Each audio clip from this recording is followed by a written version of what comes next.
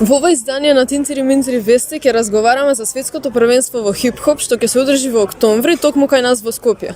Повеќе информации за ова ќе ни откријат Андријана и Трајче Петковски од студиото Брейка Лек, кои се организатори на овој голем настан. Здраво, пред се да ви посакам добри дојде во мојата емисија. Здраво, ти благодариме за поканата. Чест ни ете да споделиме неколку информации за еден од најголемите настани кои што ќе се случат во Македонија. И мене ми е исто така голема чест. Веќе кажав неколку информации околу светското првенство. Дали може да откриете вие повеќе детали? Колку држави ќе бидат во конкуренција? Какви се категории има и кои ќе бидат специјални гости и други работи? Сакаш ти да кажеш? Не, Трајче, пошто тој дел е на Трајче. Да. Значи, ние очекуваме негде околу 35 до 40 земји.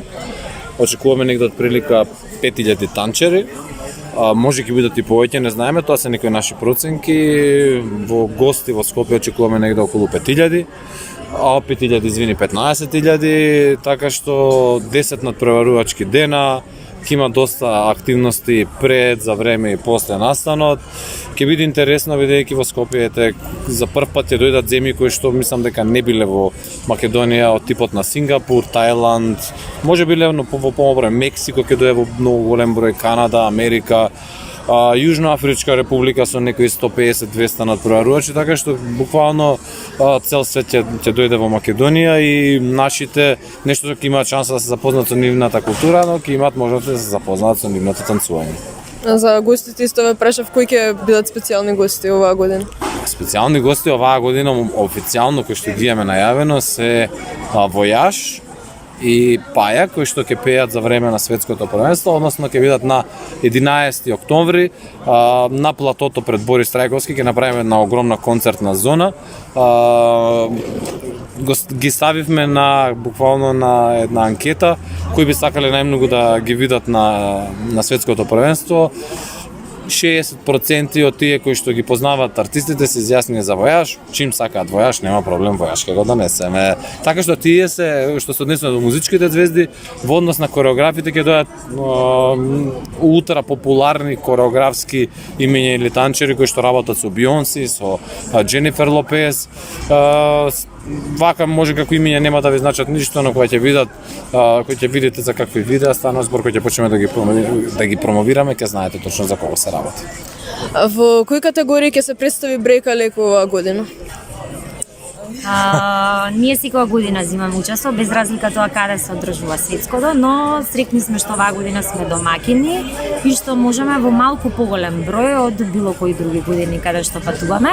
Категорија деца, тоа се на возраст од 8 до 11, јуниорите и сениорите се надевам дека ќе имаме и адулти, тоа е нашата позната група која што ние нарекуваме Мамас, таа е категорија од 31 нагоре, но и задоволство и чест ќе ни биде што оваа година како и минатата на Европско првенство, каде што учествувавме, ќе учествуваме со најмалите, тоа се на возраст од 4 до 7 годишна, така да мислам дека ги опфаќаме сите категории, но ќе видиме нели со какви успеси и пласмани ќе завршиме оваа година.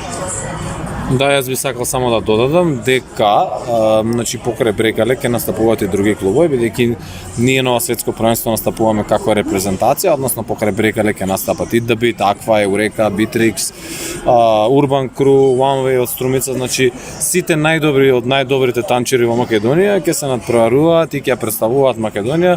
Очекуваме негде дека ќе бидеме околу 350 до 400 репрезентативци кои што ќе продефилираат на танцовиот подиум на светско првенство.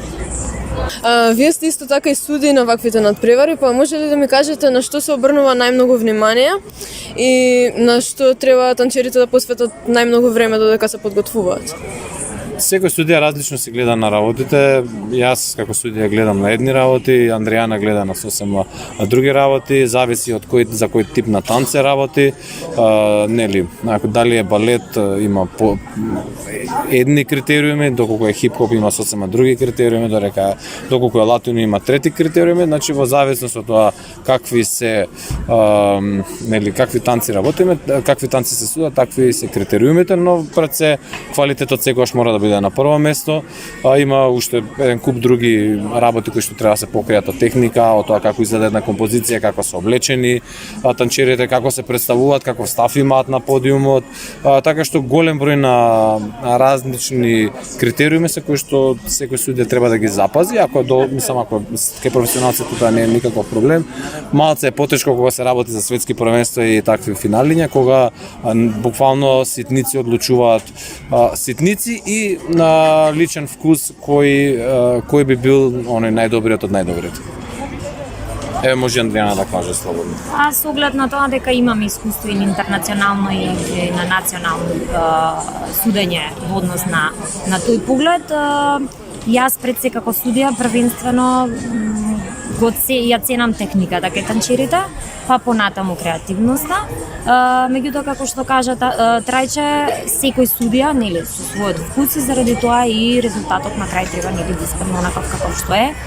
Така е, во што се разликува хип-хопот од другите спортови и зошто вие би го препорачале на децата кои што не знаат на кој спорт да се запишат? Андријана може да каже во што се разликува, а јас ќе кажам зошто препорачувам. Ајде. Првенствено, оние кои што сакаат да танцуваат хип-хоп, треба да знаат дека хип-хопот не е само танц, туку е првен култура. Танцот е само сегмент од целата таа хип-хоп култура. Имаме среќа што кај нас во овие последни 10 години е доста популаризирано кај младите и мислам дека тој тренд секоја година се повеќе и повеќе расте. Сведокни се сите оние настани кои што се случуваат во Скопје, во Македонија, па и пошироко, бидејќи ние не сме популарни само во Македонија како хип-хоп изведувачи, не само нашето студио, туку и останатите, туку и на Балканот сме популарни. Така да сметам дека хип-хопот како стил на танцување има многу што да понуди, но брзо прогресира во однос на танцувањето и затоа треба постојано да си бидеш присутен, да следиш она што е новитет да го вметнуваш во кореографиите, за да нели бидејќи е динамичен и популарен, такво и темпото на танцување. Зашто го препорачувам танцот, бидејќи танцот значи креативност, значи самодоверба, значи тимска работа, значи истреност, издржливост. Важно е да се спортува, бидејќи спортот значи здравје, здравјето значи здрави генерации значи подобра иднина за Македонија. Точка.